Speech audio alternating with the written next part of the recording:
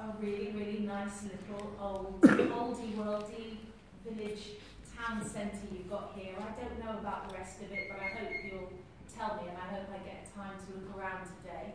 What do I know about Batley? I know that Batley is not Dewsbury. Don't get it confused. The sister who helped me organise today, she said, you'll have to do Batley and Dewsbury, because Dewsbury people won't come to Batley, and Batley people won't go to Dewsbury. Is that right? Yeah. Even though it's round the corner. Well, that kind of plays into several of the themes in the book I'm writing about, because this is a book about who are we and our idea of identity. So you might be looking at me here and seeing a southerner, a hijabi, somebody who's Muslim, a white person. There's many, many different layers. A writer, someone who's controversial. We all carry around different labels with us. But as human beings, we're all trying to discover why we're here. Now that doesn't mean we go about every day waking up in an existential anxiety state. Why am I here? Because you couldn't get your job done and you couldn't make your breakfast. Thank goodness we don't feel like that every day.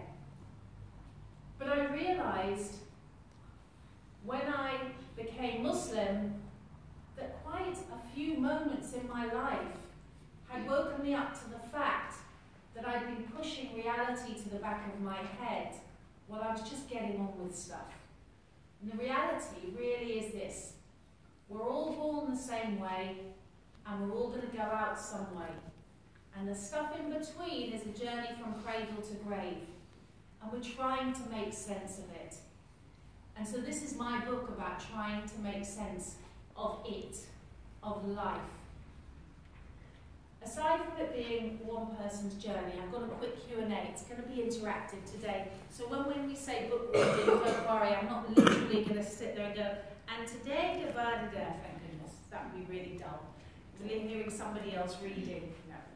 It's going to be a little bit of an interactive. So question number one, don't worry if you don't know this, because I did not know the answer to this. Does anybody have an idea what is the difference between an autobiography and a memoir from the writer's perspective? Anything, shout out something. When you think of an autobiography, what do you think about? Life of the person who wrote it, yes? Anything else? Whose autobiography has anybody here written or seen? Mandela, yeah, he's definitely deserving of an autobiography, right? Who else? We get a lot of celebrities doing them. What about Fergie? And I don't mean the Duchess of York. I mean the Man United manager, right? Ferguson, Beckham, Clinton. So number one thing about an autobiography is the person has to be probably famous enough to have one name, Diana. Right, so that's not me, that's number one. Also an autobiography is really a straightforward A to Z of a person's life. You want to get a little bit behind what we've seen of them in public. Now a memoir is a bit different. A memoir is the author choosing a theme, and we're hanging life events that we recognise as being pegged to that theme. So my theme is being a spiritual being in a material body. At different points of my life, what was I thinking about that reality? So I start when I was a child, as you do. My dad was a northerner. Some of you, I don't know if you, none of you look as old as me. I'm half a century old. Alhamdulillah. Thanks be to God. My dad was the actor Tony Booth. Anybody heard of Tony Booth? Okay. I'm sure you heard about it from your parents because you were young to me. He was an amazing, amazing man. He wouldn't say he was a great father, and he'd definitely say he wasn't a great partner or husband, but he had greatness in him. And he really kicked off my search beyond being a kid.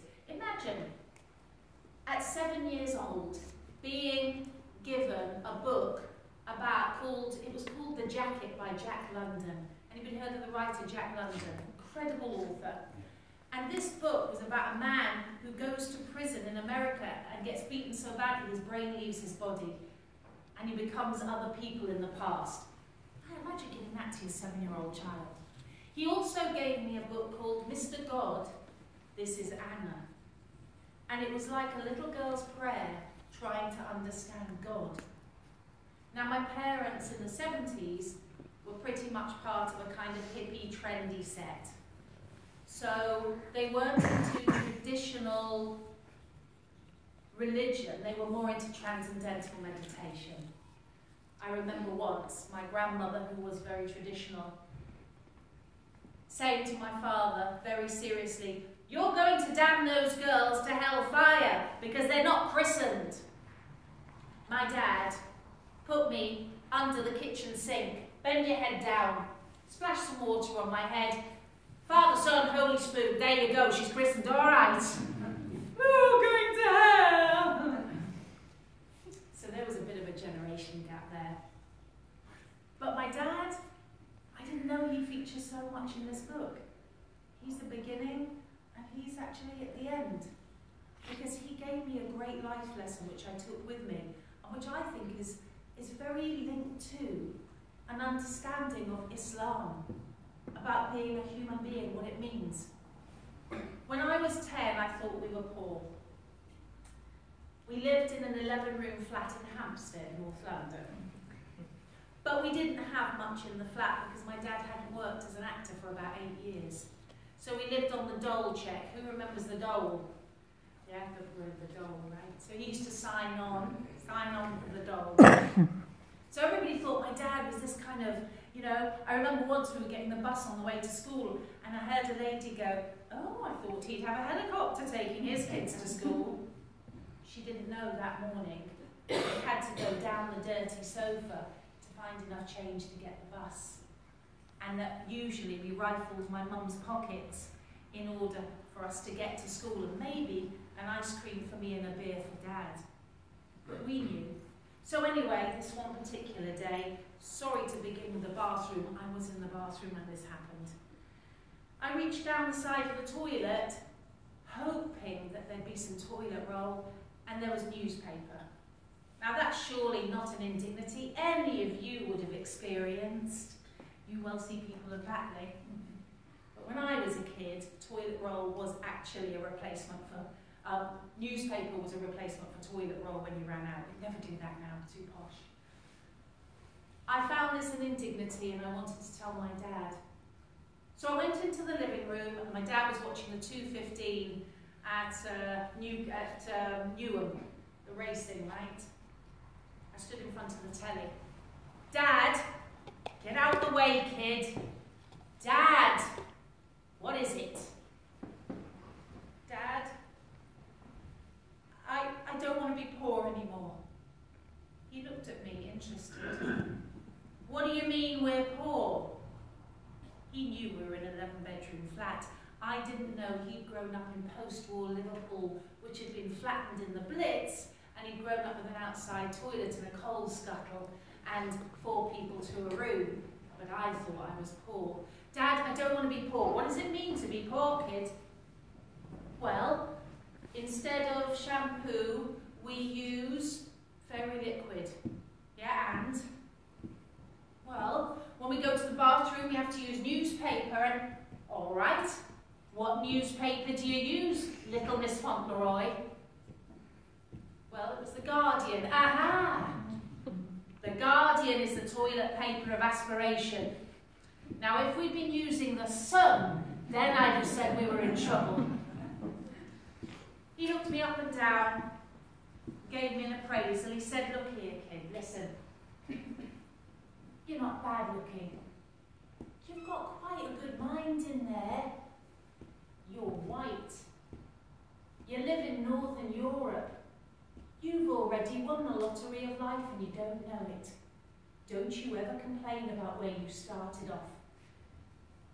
It's where you're going that matters." SubhanAllah. That is a really, really, really good explanation of And alhamdulillah, all praise and thanks to God in all conditions. And it helped me through the times ahead.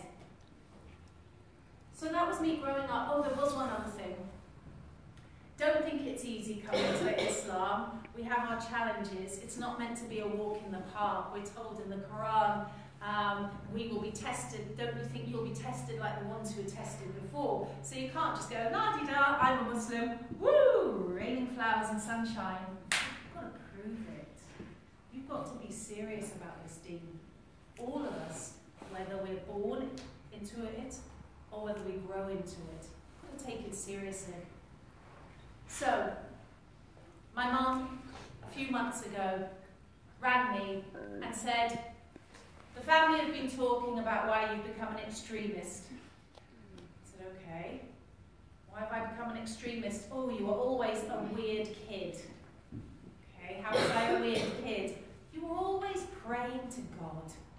None of the rest of us spoke about God, but there you were, running to your bedroom going, I'm speaking to God.